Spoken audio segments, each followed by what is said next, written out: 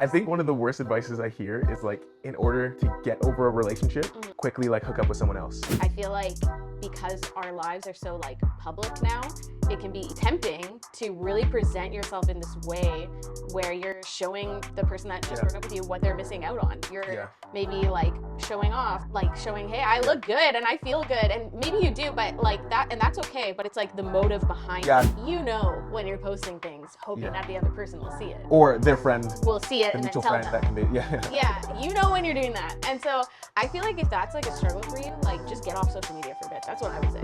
You know when you're being messy. A lot of like people might have experienced their friends being like, he sucked anyways, like who needs him or whatever. I feel like that's so And it's tempting in that time to be like, yeah, he did suck. Yeah.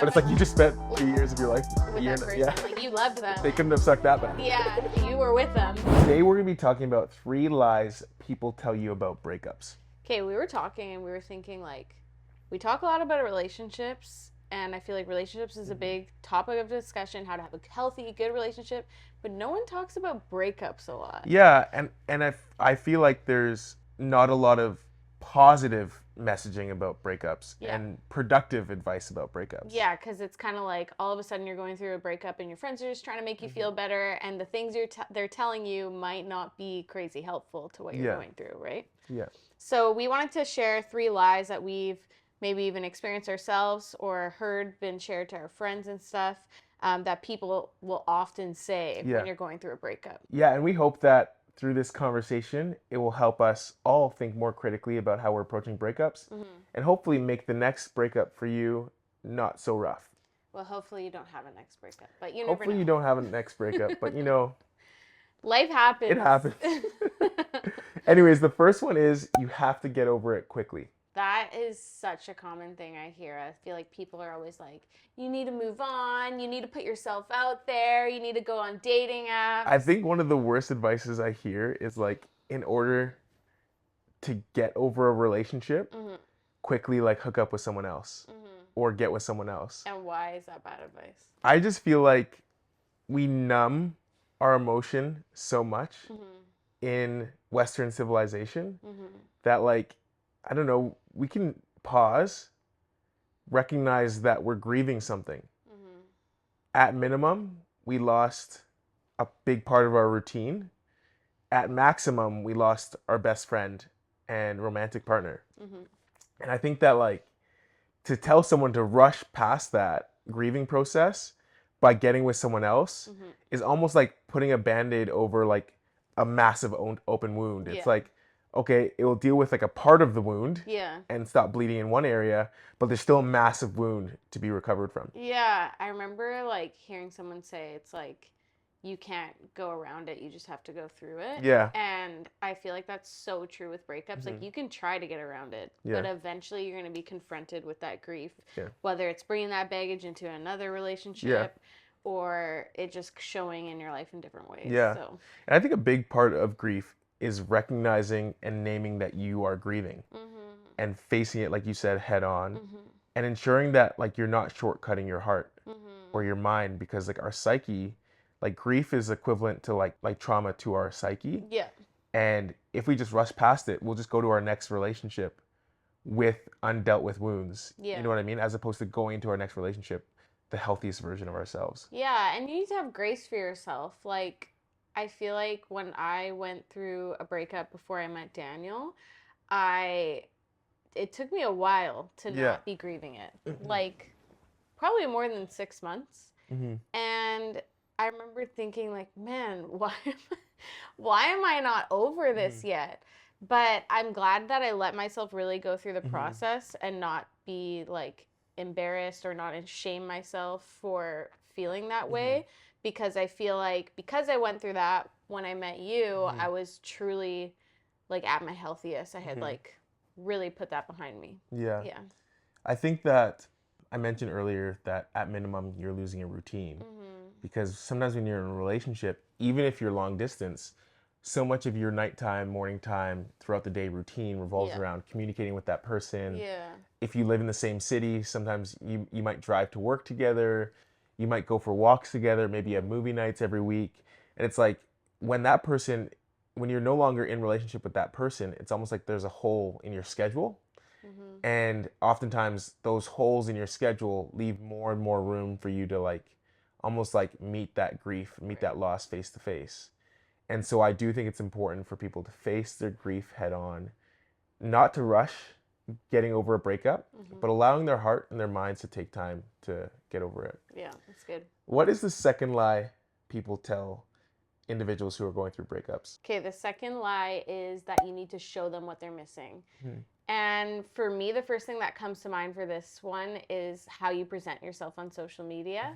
I feel like because our lives are so like public now, it can be tempting to really present yourself in this way where you're showing the person that just broke up with you what they're missing out on. You're maybe like showing off or like showing, hey, I look good and I feel good, and maybe you do, but like that, and that's okay, but it's like the motive behind it. So this isn't like a question of what you're doing, it's more of a question of why you're doing it. Exactly. Because it's not bad to become your healthiest self and look good, feel good, work out, but it's like if the driving motivation is so that that person could feel like, oh, I'm missing out, then that person still has a hold and control over your emotions. That almost is the thing that betrays the fact that you're still getting over the breakup. And you know when you're posting things hoping that the other person will see it, or their friend will see it and then tell them. That convey you know when you're doing that. And so I feel like if that's like a struggle for you, like just get off social media for a bit. That's what I would say. You know when you're being messy. I do think that it's so important for people to get healthy for themselves and for their future relationships, for those around them. I think that the people we're in relationships with do give us almost like a real-time mirror to like the best and worst parts of ourselves. And I think that each relationship we're in offers so much to us as far as like lessons learned. And I think it's important to take that relationship as an opportunity to almost like build upon yourself, as opposed to like, flipping it and going like, oh no, I want to. It's almost like a revenge. Like it's like it's like a type of revenge that you're trying to get. And I feel like whenever you're having that mindset of revenge, like that is not healthy. Okay, what is the third lie? The third lie is that someone has to be the enemy. So it's like when two people break up, it's either party one's fault or party two's fault. And like, I get this one. I feel like it's hard to go through a breakup when you're just maybe not right for each other and it's just not working out. And all you want to do is just have a reason to be angry at that person. And have something to blame. Something to be like, this is why it ended. But there's not always that. Right? And so it can be tempting to like nitpick or like pull out things where like, oh, they always used to do this or they used to do that, and make them like an enemy because that's easier for our hearts to handle than, oh, this just didn't work out. And to be honest, it does help us cope. Like almost like in order to elevate oneself, it's easy to push down the shoulders of another. But it doesn't have to be that way. And I think like a lot of like people might have experienced their friends being like, well, like he sucked anyways, like who needs him or whatever. I feel like that's so common. It's tempting in that time to be like, yeah, he did suck. But it's like you just spent like 2 years of your life with that person. Like you loved them. They couldn't have sucked that bad. You were with them. So it's like, I don't know. I think it can be tempting to just like remember all the bad parts of a relationship or like highlight or over elevate those parts of the relationship, and then like forget about all the good parts.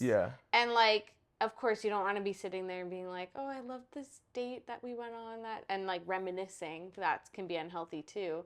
But you know, there's good parts about that relationship that you learned and that maybe you want to take into your next relationship. Right? I think we've talked about this before, but like the way I would see a relationship, a dating relationship specifically, is like a journey of discovery. And I think that the journey of discovery ultimately leads to who you do want to spend the rest of your life with. And if you guys mutually agree upon a breakup, or one person initiates the breakup, whether or not, if one person says, oh, we should break up, or two people agree upon, oh, we should break up, it's the right call. Because ultimately that means that no one is stuck in something that ultimately wasn't compatible or meant to be. Yeah. And so, like, I think we need to hold dating a bit more loosely, where it's like almost like a neutral yet wholehearted journey of discovery, where it's like, if it works, that's awesome. We're spending the rest of our life together.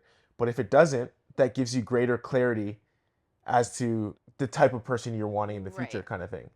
I'm smiling because it's like so easier said than done. Yeah. Like holding dating loosely. You Yeah. know, like when you're in love so and true. feelings are involved and your lives are intertwined, like it's hard and we get that. But I think it's important to hold dating loosely and really view it for what it is. You're not married to that person. Yeah. And that person is helping you discover exactly who you want to be with ultimately for the rest of your life. Yeah. So no one has to be the enemy. I think when you break up with someone, it's so special when you can say like, oh no, we do think highly of each other still. Yeah. We ended things well. And we decided that parting ways was the best alternative for both of us, so that we could work on ourselves or find someone who's a bit more compatible or suitable to us. Yeah. No, it's definitely always best to hold your tongue, I feel like. And like, of course you should have like your best friend or maybe your family members, people you open up to that you can really share your pain with. Like, don't feel like you have to keep everything inside. But I remember for me, when I knew I was like truly over my breakup is when someone asked about the person and I was able to be like, oh yeah, we're not together, but I hope they're doing well. And like, I didn't even feel temptation to be like, oh, like it ended bad or whatever I wanted to say. Like, I just truly felt like nothing but positive things. Yeah. I think, because the reality is talking poorly about the significant other or your ex-significant other does sometimes make us feel better about the emotions that we're grappling with. Like almost like dumping it off ourselves and onto the other person. Yeah. So that we can go throughout life free and clear and feeling like, oh, it's not my fault. It was the fault of another. Kind of thing. Yeah. And you know when this gets really hard is when the other person's talking badly about you. Yeah. That makes it probably. And what would you say to someone who's in that position where it's like their significant other is speaking badly about them and they're hearing that? It's still better to hold your tongue. Yeah. It's so much harder, but you'll thank yourself years and you'll be proud of yourself. I feel like you'll be proud of having that integrity through that time. That's hard to do. Not everyone can do that, but I think it really shows your character and it really shows who you are if you're able to hold your tongue even though someone else is talking badly about you. Because the reality is people know what's true, like especially those who are close to you. And I think that all of our goals in one sense or another should be to live our lives in such a way that the people who are closest to us to think the most of us. Yeah. That was a good conversation about breakups. I think that I'm glad we were able to talk about some of those lies that sometimes people tell individuals who are going through breakups. I'm leaving this conversation more confident that breakups don't have to be a negative thing. Yeah, that's awesome. If you guys have any tips or anything else you wanted to add in terms of what helped you go through your breakup or maybe other lies people say that aren't true when you were going through your breakup, then please comment below. And if you haven't already, we'd love for you to like and subscribe so you can follow along.